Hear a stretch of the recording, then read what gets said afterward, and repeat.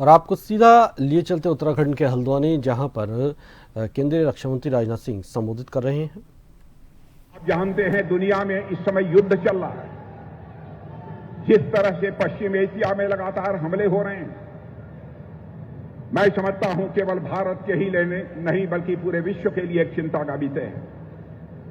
लेकिन भारत ने साफ तौर पर अपने पक्ष को रखते हुए कहा था और आज भी कहा है हमारे प्रधानमंत्री मोदी जी ने, विश्व की इस समय की जो सबसे गंभीर समस्या है, जिस तरह से विश्व में युद्ध चल रहा है, उसका समाधान निकालना है तो वह युद्ध के माध्यम से उसका समाधान नहीं निकलेगा।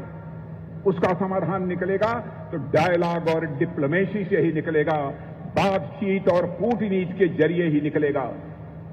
और बातचीत और कूटनीति के जरिए ही विश्व की समस्या का समाधान निकाला जाना चाहिए मेरे बहनों भाइयों। और मैं आप सबसे भी चाहूंगा, आप हमारी बात से सहमत हों कि विश्व में जो इस समय युद्ध चल रहे हैं, जो पश्चिम एशिया में लगातार आक्रमण हो रहे हैं, इनका समाधान यदि बातचीत और कूटनीति यानी डिप्लोमेसी और डायलॉग के द्वारा निकाला जाना चाहिए। इससे आप सहमत हैं तो मैं चाहूंगा एक बार हाथ उठाकर तालियां बजाइए, तो मैं मान लूं कि उत्तराखंड की जनता भी इस बात से पूरी तरह सहमत है। भारत का जहां तक प्रश्न है बहनों भाइयों, हमारे प्रधानमंत्री मोदी जी ने जिस करिश्माई तरीके से भारत का मस्तक दुनिया में ऊंचा किया है, उसकी जितनी भी सराहना की जाए वह कम है। पहले अंतर्राष्ट्रीय मंचों पर भारत कुछ बोलता था तो भारत की बातों को जिस गंभीरतापूर्वक लिया जाना चाहिए नहीं लिया जाता था। लेकिन आज हमारा और आपका भारत यदि अंतर्राष्ट्रीय मंचों पर कुछ बोलता है, सारी दुनिया कान खोलकर सुनती है कि भारत बोल क्या रहा है। मेरे बहनों भाइयों, आज यह भारत की हैसियत सारी दुनिया में बनी है। यह हम सबके लिए एक गौरव का विषय है। और मैं चाहता हूं कि एक बार आप सभी लोग हाथ उठाकर प्रधानमंत्री मोदी जी को यह कहें इस संकट की घड़ी में। और मैं संकट की घड़ी क्यों कह रहा हूं, जब दुनिया में युद्ध चल रहा है तो हो सकता है यहां ऊर्जा का संकट पैदा हो, यहां खाद का संकट पैदा हो जाए। दुनिया का कोई देश बिना प्रभावित हुए नहीं रह सकता बहनों भाइयों इस संकट की घड़ी में।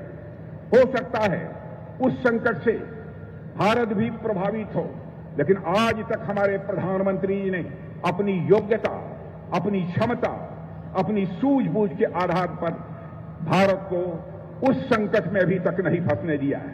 लेकिन भविष्य में क्या होगा कुछ कहा नहीं जा सकता। इसलिए आज उत्तराखंड की धरती से मैं या आप सबसे अपील करना चाहता हूं, मोदी जी के द्वारा वैश्विक स्तर पर पैदा हुए संकट को दूर करने के लिए जो भी उनके द्वारा कोशिश की जा रही है, मैं समझता हूं कि उत्तराखंड वासियों के द्वारा भी उसका समर्थन किया जाना चाहिए। मेरे बहनों भाइयों, यदि आप सहमत हैं तो दोनों हाथ उठाकर एक बार अपना समर्थन दीजिए। यह मैं आप सबसे अपील करना चाहता हूं। मेरे बहनों भाइयों, हमारे उत्तराखंड में मुख्यमंत्री पुष्कर सिंह जी धामी सरकार के दूसरे कार्यकाल के 4 वर्ष पूरे होने के बाद इतनी बड़ी सार्वजनिक सभा आयोजित हुई है।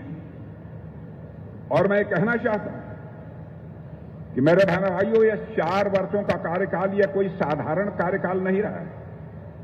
वैसे सच्चाई तो यह है कि मुख्यमंत्री पुष्कर सिंह धामी लगातार 5 वर्षों से इस उत्तर प्रदेश के मुख्यमंत्री हैं और पिछले 9 वर्षों से यहां पर भाजपा की सरकार रही है।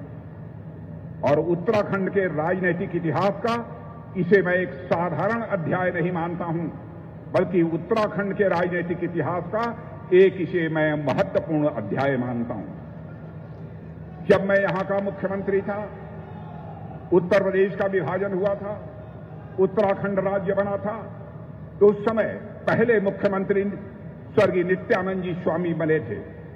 उसके बाद हमारे खंडूरी जी मुख्यमंत्री बने, श्रीमान भगत सिंह जी कोश्यारी बने, त्रिवेंद्र सिंह जी रावत बने, रमेश पोखरियाल निशंक जी बने, तीरथ सिंह जी रावत भी थोड़े समय के लिए मुख्यमंत्री बने।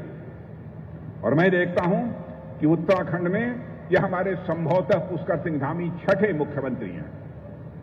अब जब पुष्कर सिंह धामी उत्तराखंड के छठे मुख्यमंत्री बने हैं तो मैं कह सकता हूं कि 4 वर्ष में इन्होंने चौका मारा है, लेकिन 6 वर्ष पूरे होने के बाद उत्तराखंड की राजनीति में छक्का मारने में भी हमारे पुष्कर धामी कामयाब होंगे, ऐसा मेरा पक्का विश्वास है।